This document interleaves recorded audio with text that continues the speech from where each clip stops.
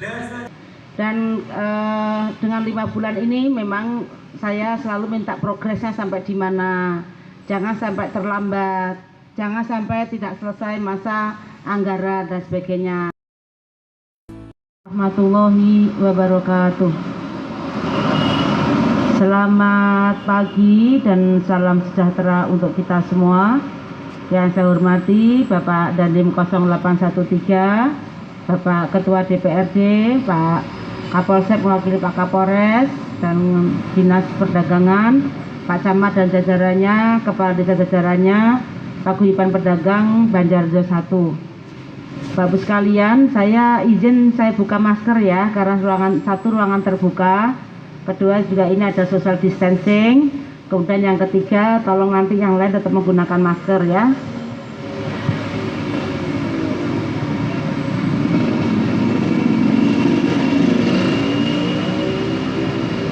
Bapak Ibu sekalian, tadi disampaikan oleh Dinas Perdagangan bagaimana di saat melakukan pembangunan pasar Banjarjo 1 ini. Kalau dulu kita lewat di sini, itu jualan sudah di tengah separuh badan, sedikit lah. Padahal di sini pintu masuk di Bojonegoro. Dan dengan 5 bulan ini memang saya selalu minta progresnya sampai di mana, jangan sampai terlambat, jangan sampai tidak selesai masa anggaran dan sebagainya. Termasuk pasar ini juga sebelum dibangun, karena saya melihat banyak gedung-gedung yang sebelumnya itu fungsionalnya kurang maksimal, sehingga kalau membangun kurang maksimal, kadang-kadang kita tidak tahu kebutuhannya sampai di mana.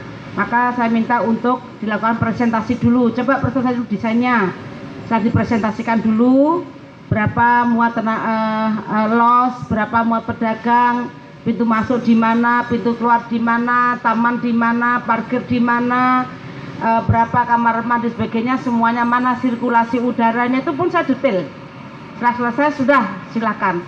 Saya tidak mengikuti lagi soal pengadaan, itu bukan urusannya bupati, itu urusannya ULP dan para pengusaha. Saya hanya perlukan ini. Kenapa saya perlu detail? Karena itulah salah satu memberikan pelayanan kepada masyarakat, baik yang sebagai penjual maupun sebagai pembeli. Jadi di situ termasuk beberapa gedung saya minta dipresentasikan dulu. Setelah selesai silakan. Kayak gedung DPR juga kita presentasikan ya Pak Ketua.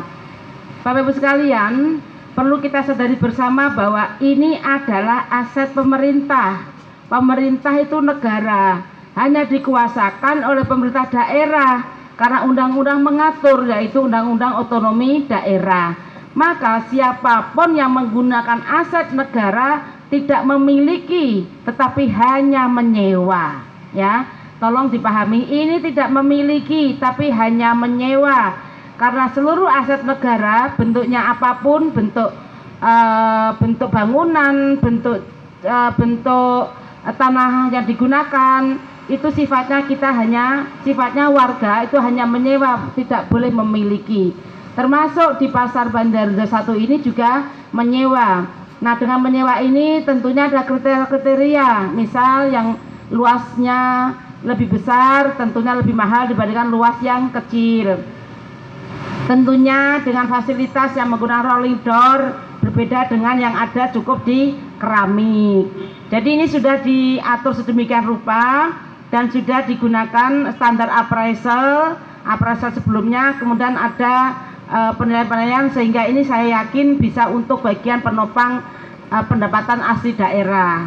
Bapak Ibu sekalian, yang paling disadari adalah, yang paling penting disadari adalah, saya beberapa pasar kemarin saya datang ke Kalitidu. Pasarnya itu sebagian besar losnya tidak digunakan, losnya digunakan gudang, kemudian depannya itu digunakan barang-barang. Kalau sudah bentuk los namanya ya? Toko. Kalau sudah bentuk begini toko digunakan gudang, maka tetangganya sepi, tetangganya juga ikut nutup. Lagi sepi lagi, nutup lagi. Kalau tutup-tutup maka sepi, lorong itu maka yang dagang akan pindah ke jalan.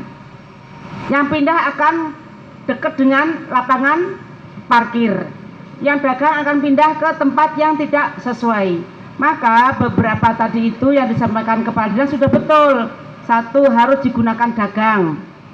tidak boleh menyewakan, memindah tangankan. Kalau sudah tutup, misal tidak dagang, silakan diserahkan kuncinya kepada Dinas Perdagangan agar Pemkab bisa memberikan kesempatan kepada yang lain.